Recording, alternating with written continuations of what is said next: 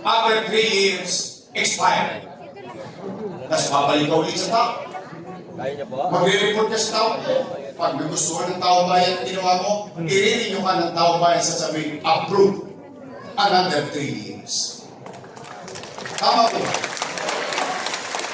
At ang katotohanan din, ang isang leader kapag naging magaling, ipopromote pa siya ng taong bayan sa mataas na posisyon. Tama mali? Tama! Katulad ko, nagsimula ako, 23 anyos. Sariwang. Ayun, binasana. Ngayon, sariwa na lang. Naging gusya, 3 years. Gusya, 9 years. Finish or not finish, pass your paper. Anong ginawa ninyo sa akin? Ginawa ninyo kung vice mayor.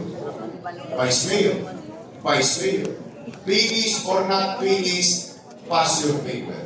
Tapos ginawa ninyo kung Mayor. bakit sila nagkakaliti sa akin?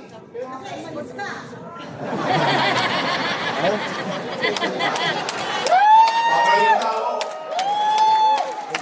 Anong umalis? Ang katotohanan din, ang isang leader, kapag siya naging magaling, mabuti at mabisa sa kanyang panunungkulan sa kanyang mamamayan, kahit hindi na siya makita ng taong bayan, ibuboto pa rin siya ng taong bayan. Yes. Tama po ba? Nagkagagi.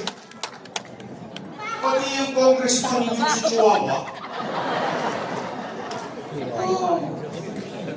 Nung araw ay panay ang papuri nila ng papuri sa akin, yung galing na galing.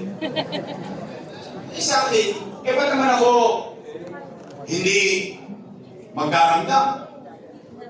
Ewan ko lang kung ito yung akala nyo rin. Ang akala ko, kung ano yung nasimulan natin, itutuloy na lang nila.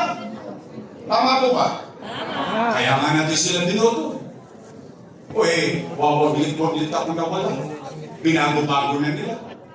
Partikular, patungkol sa senior citizen.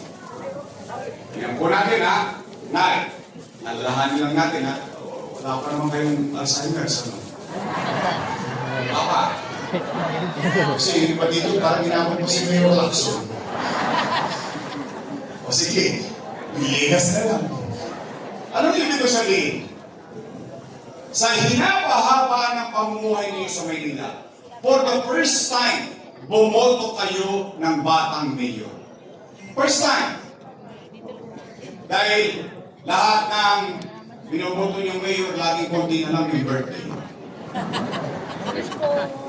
At yung batang mayor na yun, gumawa ng isang programa sa mayaman, sa middle class, sa mahirap. Lahat ng senior citizen may sakit o wala, botante o hindi, pantay-pantay na may pensyon sa lungsod ng Maynila. Tama po ba? Anong binago nila? Totoo ba? Tayo, buwan-buwan may pensyon, quarterly ang bigay. Ang malungkot, totoo ba na kapag wala ka sa araw ng payout, forfeited na yung pension mo? Mali yun. Tingnan, alalahanin natin. Di ho ba, nung iyan ay sinimulan ko, anong sabi ko? Mayaman, middle class, mahirap, may sakit o wala, botante o hindi.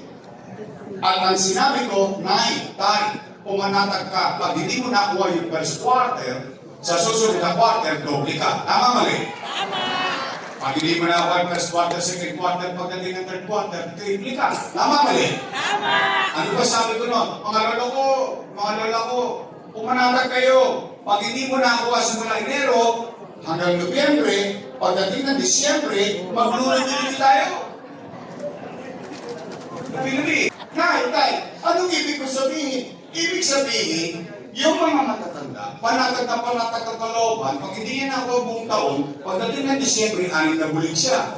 Kung 2 silang senior, 12,000. Kung 3 na silang senior sa bahay, 18,000. Ngayon, nangangampa tuloy yung mga matatanda. Bakit? Hindi mo niya alam kung anong araw darating ang payout. Tama mali? Tama. ang dugo niya. Maaga nagigising niya. O, pagkagising, saan niya pupunta? Barangay. Chairman, balita. Kasi meron na. Nay, wala pa. Sawi, uwi. Gising ulit sa umaga. Pagkagising sa umaga, saan po dyan? Uy, Chairman, ano na? No, wala pa. Eh, mga malas-malas po yung matanda, tinawagan ng ako. Lola, namimiss ka na namin. Pasyal ka naman dito sa Bulacan. Lolo, namimiss ka na namin. Pasyal ka naman dito sa Cavite. Yung pobre matanda, walang nagawa. Apo tumawag, nagpakasyon. 2 days after, balik ng blooming tree. Chairman, ano na? Ako na yung nagkamigaya kahapon, wala ka.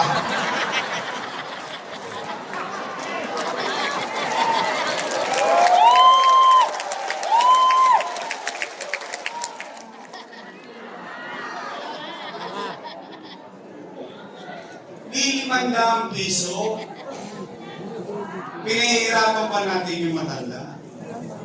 Ito, real talk ha? Basta real talk. 500? Lumabas kayo ng SM, hindi na nakakabot sa bahay yung 500 kayo. Napakaliit na provecho. In fact, marami sa inyo rito, marami naman sa inyo dito may 500 eh. Sa totoo lang, real talk lang ha.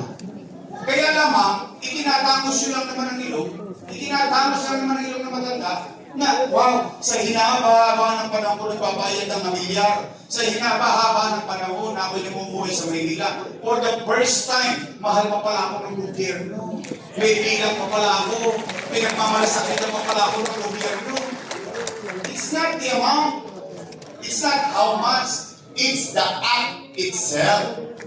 Giving value to your elders. In fact, yung iba nga sa inyo, pinagagalitan pa ng anak eh. Nay, huwag ka na pumila dyan ng init-init, 1.5 lang yan. Ako na magbibigay sa'yo. Ano sabi ng matanda? Ayaw ko ng pera mo, gusto ko kay Lorne. Iho pa. Nakalulong ko isipin eh. Ang liquid na bagay. Papahirapan mo pa. Nay, totoo ba? Totoo ba na kapag hindi ka naputante, tanggal ka na rin sa pensyon? Mali na naman yun. Bakit? Ulitin natin ha. Ano sabi ko? Nung dinumpisan ko? Mayaman, middle class, mahirap, may sakit o wala. Putante o hindi. Bakit ko sinama? Bakit ko inabatan? Malayo pa, inisip ko na isama, butante o hindi. Bakit? Kasi yung matanda, patuloy na tatanda. Tatanda at tatanda. Tatanda at magkakasakit. Ayun, yung asawa nyo, yung tatay nyo, yung nanay nyo, nakahirati sa karamdaman, 6 na taon. Hindi na nakakaboto, tama mali. Tanggal na sa listahan ng butante, tama mali. Buhay pa. Humihinga pa. Tao pa. Dahil walang boto, walang pensyon. Wow. Lupit nyo, Ting.